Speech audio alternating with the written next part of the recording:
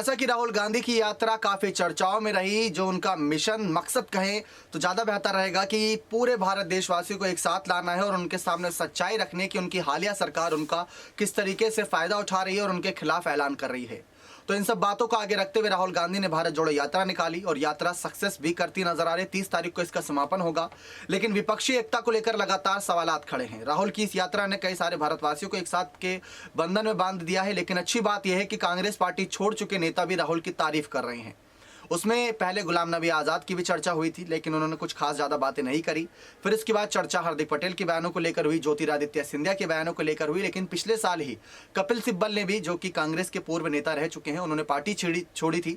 Party छोड़ने के बाद उन्होंने एक जंग भी छेड़ी थी और जंग इस खिलाफ थी कि कहीं ना कहीं नेतृत्व में कुछ चूक हुई है, इसी वजह से वो पार्टी छोड़ रहे हैं।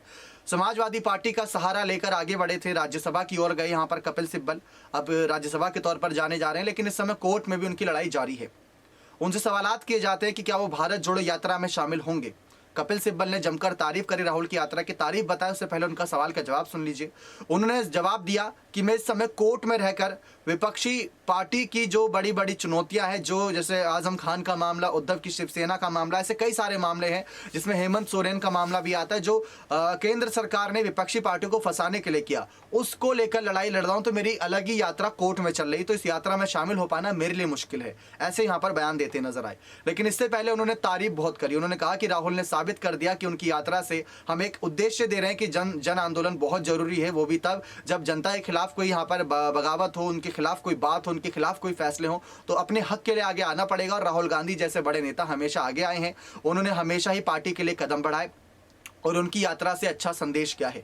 लेकिन विपक्षी एकता को लेकर जब उनसे सवालात किए गए कि 2024 का लोकसभा चुनाव नजदीक है, उस पर आप क्या कहना चाहेंगे, तो उन्होंने कहा कि एक और जन आंदोलन यात्रा निकालनी चाहिए सभी राजनीतिक पार्टियों को इस बार मिलकर। ये तो राहुल की यात्रा थी, कांग्रेस पार्टी की यात्रा थी, राहुल का इसमें ज्यादा नाम रहा, लेकिन जन आंदोलन में इस बार राजनीतिक पार्टियों की सभी की गतिविधियां बहुत इंपॉर्टेंट रहती हैं। तो कपिल सिब्बल तारीफ भी करे राहुल की भारत जोड़ो यात्रा की। उन्होंने कहा कि उन्होंने साबित कर दिया कि विपक्षी एकता का सूत्र का बंधन हमेशा ही भारी पड़ता है किसी पार्टी के खिलाफ। अगर किसी पार्टी की सरकार गिरानी है जो बहुत मजबूती से चल रही है, तो विपक्ष को एकजुट हो जाना चाहिए, क्योंकि एक से भले ये जो पूरी मुट्ठी आप देख रहे हैं, अगर ये एक साथ हो जाती है तो बहुत मजबूत है। तो यही मजबूती इस बार राहुल गांधी ने दिखाई।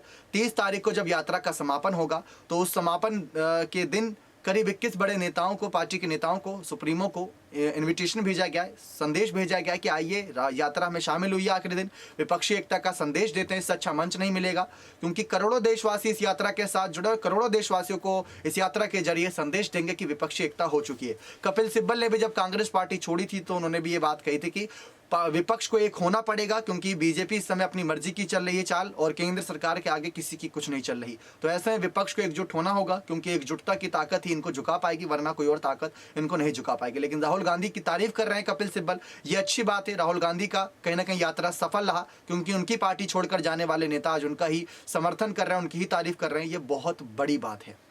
अब देखते हैं आगे क्या किसी के फैसले रहते हैं। खैर, ये था कपिल सिब्बल का बयान। उम्मीद करते हैं जानकारी पसंद आई होगी। बने रहे चैनल के साथ, ऐसी और तमाम जानकारियों के लिए बहुत बहुत धन्यवाद।